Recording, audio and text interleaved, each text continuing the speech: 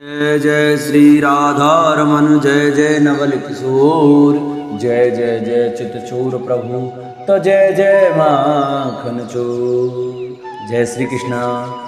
नमस्कार दोस्तों, स्वागत है आप सभी का हमारे YouTube चैनल आर के भक्ति में। प्रिय भक्तजनों, आज की वीडियो में हम आपको श्री हरिवंश महापुराण के 44वें अध्याय की कथा सुनाएंगे, जिसमें कि बज्रनाभ की तपस्या और वर प्राप्ति, उसका त्रिभुवन विजय के लिए उद्योग, इंद्र की श्री कृष्ण से वार्ता, भद्रनामा नटको मुनियों का वरदान, इंद्र का हंसों को आवश्यक कर्तव्य बताकर बज्रनाभपुर में भेजना, इस कथा का वर्णन सुनाएंगे। तो सभी भक्तजन हमारी श्री हरिवंश महापुराण की कथा को बड़े श्रद्धा भाव और प्रसन्न चित्त से सुनेंगे, क्योंकि हरिवंश महापुराण की कथा एक ऐसी कथा है जिसको श्रवण करने मात्र से जिन माताओं बहनों के पुत्र नहीं हुए हैं उनके पुत्र रत्न की प्राप्ति अवश्य होगी। तो आइए भक्तों, हम अपनी कथा को प्रारंभ करते हैं। उससे पहले जो भक्त हमारे चैनल पर नए आए हैं, जिन्होंने अभी तक हमारे चैनल को सब्सक्राइब नहीं किया है, वो हमारे चैनल को सब्सक्राइब करें, वीडियो को लाइक करें और कमेंट में राधे राधे अवश्य लिखें। आइए भक्तों, कथा को प्रारंभ करते हैं। नारायणं नमस्कृत्य नरं चैव नरोत्तमं देवीं सरस्वतीं व्यासं ततो जयमुदीरये। बोल हरिवंश महापुराण की जय। जन्मेजय ने कहा, धर्मात्मा में श्रेष्ठ महामुनि भानुमति का अपहरण, श्री कृष्ण की विजय, देवलोक से छालिक गांधर्व का अनायन और अत्यंत तेजस्वी वृष्णवंशियों की समुद्र में होने वाली दिव्य क्रीड़ा, इन सब का अत्यंत आश्चर्ययुक्त वर्णन मैंने सुना। मुनि, निकुंभ वध का वर्णन करते समय आपने बज्रनाभ के वध की चर्चा की थी। आपकी कृपा से उसे सुनने के लिए मेरे मन में कौतूहल हो रहा है। वैशंपायन कहते हैं, नरेश्वर रत्नंदन, मैं प्रसन्नता पूर्वक तुम्हें बज्रनाभ के वध का वृत्तांत बतलाऊंगा, साथ ही प्रद्युम्न और सांब की विजय का भी वर्णन करूंगा। नरेंद्र बज्रनाभ नाम से विख्यात महान असुर निश्चय ही युद्ध में विजय पाने वाला था। एक समय उसने मेरु पर्वत के शिखर पर बड़ी भारी तपस्या की। उसकी तपस्या से मां तेजस्वी लोक पितामह ब्रह्मा जी बहुत संतुष्ट हुए। उन्होंने प्रसन्न होकर उससे इच्छा अनुसार वर मांगने के लिए कहा। तब उस श्रेष्ठ दानव ने देवताओं से अबद्ध होने का वर मांगा, साथ ही संपूर्ण रत्नों के बने हुए सुंदर वज्रपुर नामक नगर की भी याचना की। भारत, उस नगर में स्वच्छता पूर्वक वायु का भी प्रवेश नहीं होता था। नरेश्वर, बिना चिंतन किए ही वहां संपूर्ण मनोवांछित भोगों की प्राप्ति होती रहती। जन्मेजय, उस अप्रमेय नगर के चारों ओर शाखा नगरों के मुख्य मुख्य सैकड़ों उद्यान शोभा पाते थे,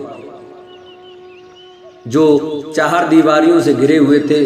भारत, उसको मिले हुए वरदान से ही वह नगर उस रूप में प्रतिष्ठित हुआ था। महान असुर बज्रनाभ उस वज्र नगर में निवास करता था। राजन, वर पाए हुए बज्रनाभ को सब ओर से घेरकर करोड़ों देशद्रोही असुर हष्ट पुष्ट और आनंदित हो वज्रपुर में तथा उसके शाखा नगरों के मुख्य मुख्य घिरे हुए उद्यानों में निवास करते थे। अपने को तथा अपने नगर को प्राप्त हुए वरदान से घमंड में भरा हुआ दुष्टात्मा बज्रनाभ संपूर्ण जगत को कष्ट देने के लिए उद्यत हो गए। प्रजानाथ, वह देवलोक में जाकर महेंद्र से बोला, पाक शासन, मैं तीनों लोक को प्रशासन करना चाहता हूँ। देवगणेश्वर, या तो मेरे लिए देवलोक खाली कर दो अथवा मुझे युद्ध प्रदान करो, क्योंकि संपूर्ण जगत पर सभी महामनुष्य कश्यप पुत्रों का समान अधिकार है। कुरुनंदन, तब सुरश्रेष्ठ महेश्वर इंद्र ने बृहस्पति जी के साथ सलाह करके बज्रनाभ से कहा, सौम्य, हम सबके पिता कश्यप मुनि यज्ञ की दीक्षा ले चुके हैं। उनका वह यज्ञ पूर्ण हो जाने पर वे जैसा उचित समझेंगे वैसा हम लोगों के लिए निर्णय कर देंगे। तब उस दानव ने अपने पिता कश्यप के पास जाकर देवराज इंद्र ने जो कुछ कहा था सब कह सुनाया। उसकी बात सुनकर कश्यप जी ने कहा, वत्स, यज्ञ समाप्त हो जाने पर जैसा उचित होगा वैसा करूंगा, तब तक तुम वज्रपुर में चलकर सावधान होकर रहो। पिता का ऐसा कहने पर बज्रनाभ अपने ही नगर को चला गया। उधर महेंद्र देव भी सुंदर द्वार से सुशोभित होने वाली द्वारकापुरी को गए। वहां जाकर अदृश्य होकर ही इंद्रदेव ने भगवान श्री कृष्ण से वज्रनाभ का सारा वृत्तांत कह सुनाया। तब श्री कृष्ण उनसे बोले, देव वासव, मेरे पिताजी का अश्वमेघ नामक महान यज्ञ उपस्थित है। उसके पूर्ण हो जाने पर मैं वज्रनाभ को अवश्य मार गिराऊंगा।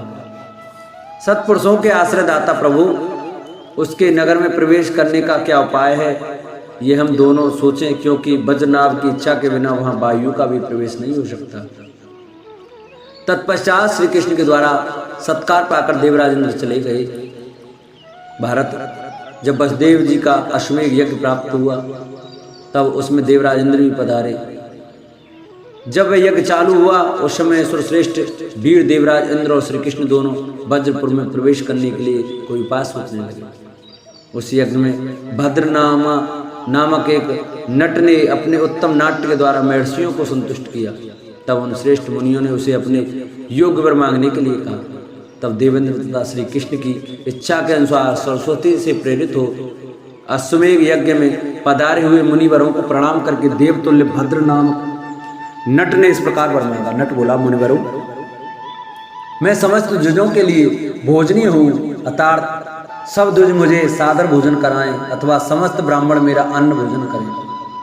सातों दीपों से युक्त इस संपूर्ण पृथ्वी पर मैं विचरण कर सकूं, आकाश में चलने फिरने की उत्कृष्ट शक्ति मुझे प्राप्त हो, मैं विशेष शक्तिशाली रहकर स्थावर जंगम सभी प्राणियों के लिए अवध्य हूँ।